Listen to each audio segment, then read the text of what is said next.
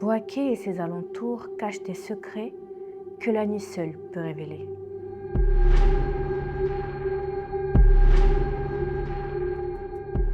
Dans un village, près de Bouaké nommé Monikro, vit la grand-mère de Loïc, un jeune étudiant de 21 ans.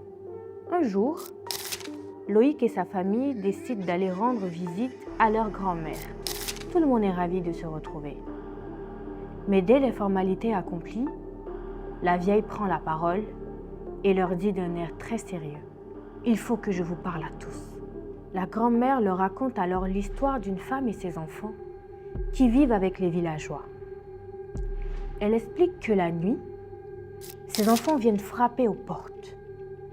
Ils demandent des choses qu'on ne demande habituellement jamais après le coucher du soleil.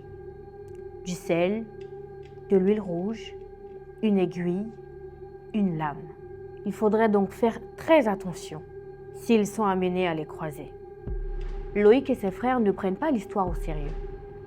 Avec la fraîcheur sous les arbres, Loïc avait pris pour habitude de laisser la porte ouverte.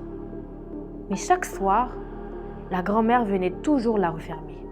Quand il lui demande pourquoi, elle répond « Ce n'est pas pour moi que j'ai peur, c'est pour vous ». 2 jours avant leur départ, Loïc et sa famille sont assis au salon quand tout à coup, peu avant minuit, quelqu'un frappe à la porte. Toc, toc, toc, 3 fois, puis 2 autres fois. Toc, toc.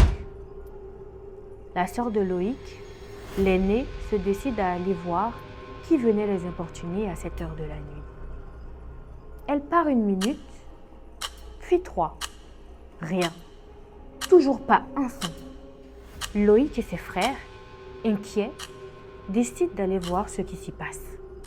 Ils la retrouvent en train de fermer lentement la porte à reculons, le visage tétanisé.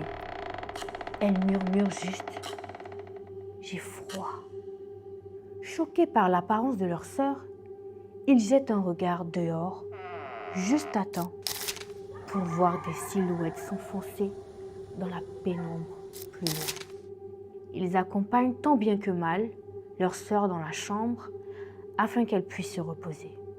Mais le lendemain matin, elle a du mal à se réveiller, crie avoir des courbatures partout.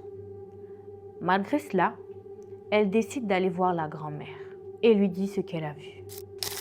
2 enfants aux cheveux emmêlés, ils lui ont demandé